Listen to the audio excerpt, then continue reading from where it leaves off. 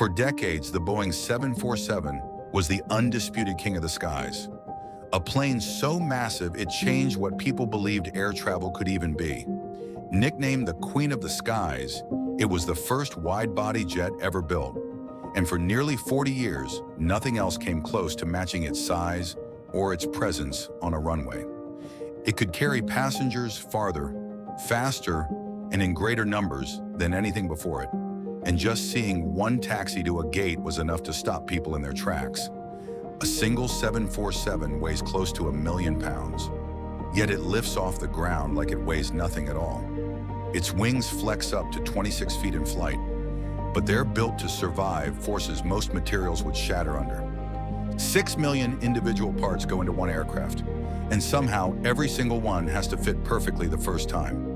A jet this size can carry over 400 people across an ocean on an engine that spins faster than a Formula One car's.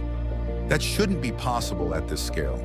So how do engineers turn sheets of aluminum, spools of wire, and raw jet fuel into a machine trusted to carry hundreds of lives across the sky every single day? Let's step inside and find out.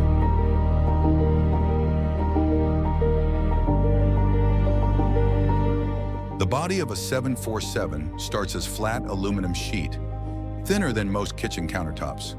By the time it's finished, that same metal will be strong enough to hold pressurized air at 35,000 feet without so much as flexing.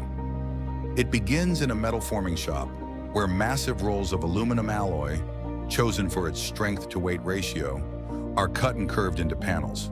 These panels aren't random shapes.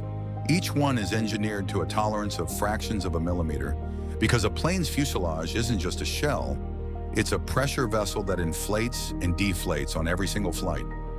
Workers begin by riveting aluminum skin panels onto an internal skeleton of ribs and stringers. Thousands of small metal rivets, each one driven with a specific torque to prevent metal fatigue. As sections come together, they form massive fuselage barrels, some over 20 feet in diameter. These barrels are then transported, occasionally by specially modified cargo planes, to the final assembly site. Inside the factory, cranes lower each barrel section into place with millimeter precision, aligning drill holes that were plotted by computer months earlier. Once joined, the sections are electronically bonded and sealed to withstand a pressure difference equivalent to being nearly 7 times higher than sea level. Technicians then run thousands of feet of wiring and hydraulic lines through the fuselage's spine before the interior panels ever go in. Every fuselage undergoes a pressurization test where it's inflated and deflated over and over, simulating years of flights and days, because a single hairline crack, invisible to the eye, could compromise the entire structure at altitude. By the end of this stage, what started as flat sheet metal is now a sealed, pressurized shell, ready to become the backbone of the aircraft. The wings are where things get even more extreme. A 747's wings aren't rigid. They're designed to bend dramatically, because a wing that doesn't flex is a wing that eventually breaks.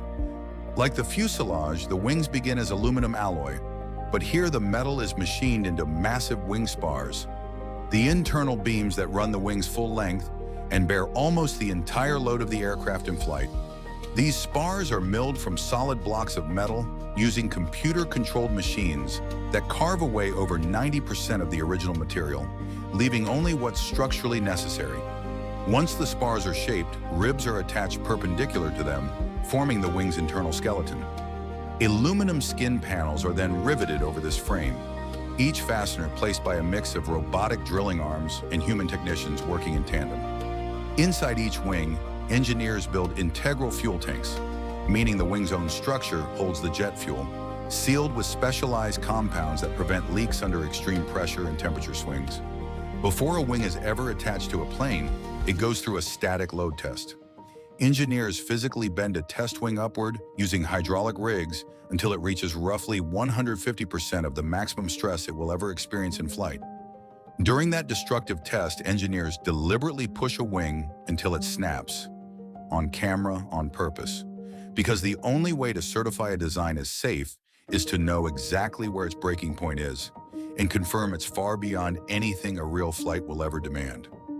Once validated, the production wings are transported to final assembly and mated to the fuselage using some of the largest fasteners in commercial aviation. None of this moves without an engine capable of true, staggering force.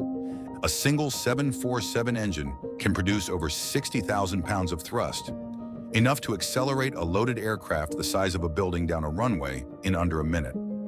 Engine manufacturing happens almost entirely separate from the airframe, often at a different facility altogether. It starts with turbine blades cast from nickel-based superalloys, materials chosen because they can survive temperatures hot enough to melt the metal they're made from without melting themselves.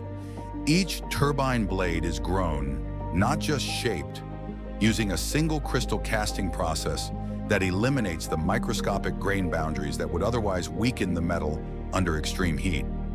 Hundreds of these blades are precision balanced and mounted onto rotating discs inside the engine core.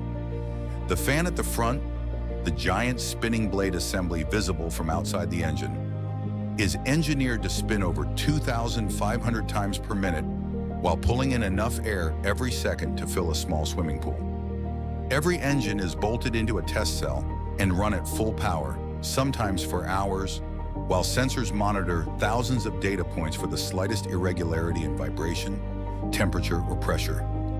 As part of certification, some engines are deliberately shot with rubber birds from a specialized cannon, simulating a bird strike at full power, because the engine has to prove it can survive that impact and keep functioning long enough to land safely. Only after passing this gauntlet is an engine cleared to be shipped and mounted beneath the wing of an actual aircraft. With the body, wings, and engines complete, everything now has to become one machine. This is where 6 million individual parts stop being parts and start becoming an airplane. Final assembly happens inside one of the largest buildings on Earth by volume, large enough to fit dozens of aircraft under construction simultaneously. Fuselage sections, wings, engines, and landing gear all converge here on a moving assembly line. Cranes lift the wing assemblies into position and mate them to the fuselage, a moment engineers call the wing join, a process so precise that technicians use laser alignment tools to ensure the wings sit at the exact designed angle relative to the body.